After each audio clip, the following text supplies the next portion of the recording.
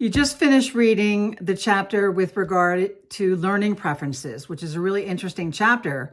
Learning preferences are the various ways in which people learn, process, and retain information. Now, does that really tie into personality type? Well, again, whether you're an introvert or an extrovert, absolutely has everything to do with how you intercept information. But the learning preferences, there are 5 of them. And it's really important that we understand what that means. For a long time, there were 3 of them. And now the new information actually has 2 more. So let's review them. First, we have visual. There's visual learners, and we have auditory learners. And there's a newer one called reading and writing. And the 4th one is kinesthetic. And the 5th one is multimodal.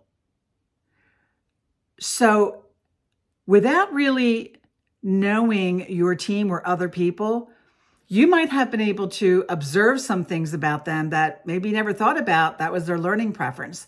But for instance, when someone comes to a meeting and they always have a notepad with them, they might be the people that are reading and writing.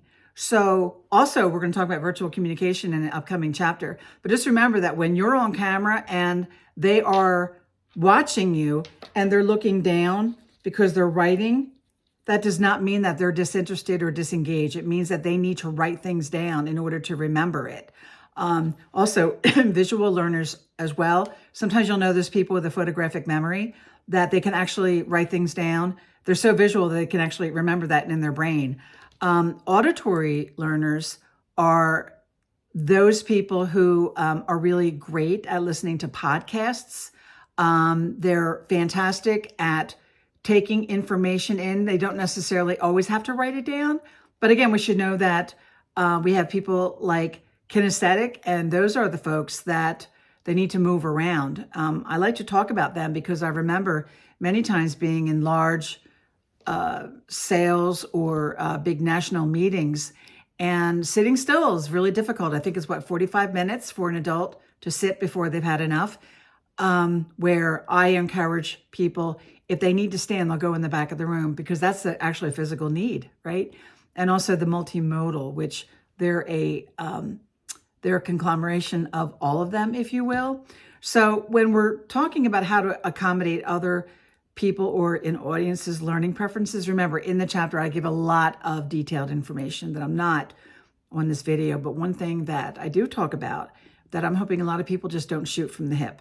I gave a multitude of definitions of dictionary definitions on shooting from the hip, and all of them point to not being prepared. And my question for you is, if you're not preparing, knowing that your audience has different types of learning preferences other than, yeah, they're all different. At the end of the day, my question for you is the way that you're delivering the information without preparation. Is that really what you meant to do? I don't think so. Now you have new information.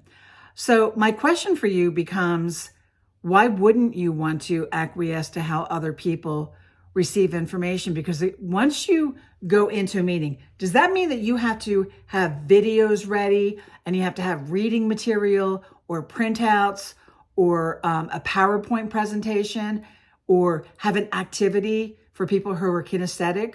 Well, at the end of the day, if you have learners, your team members or others, if they're multimodal of all of them, yeah, you need to have different ways to do and say the same thing. It's not that much work for you. Remember, no one died from intentional engagement. It is, maybe an extra step in how you go to a meeting, how you prepare yourself.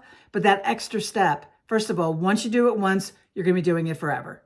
So again, it's being more inclusive of your audience and how they receive the information, and understanding that when you only do a PowerPoint presentation, that's fantastic for the visual learners, but it's not really going to land the same way for those who are auditory learners. So again, thank you for reading that chapter. On to the next one, and I'll see you after you're finished.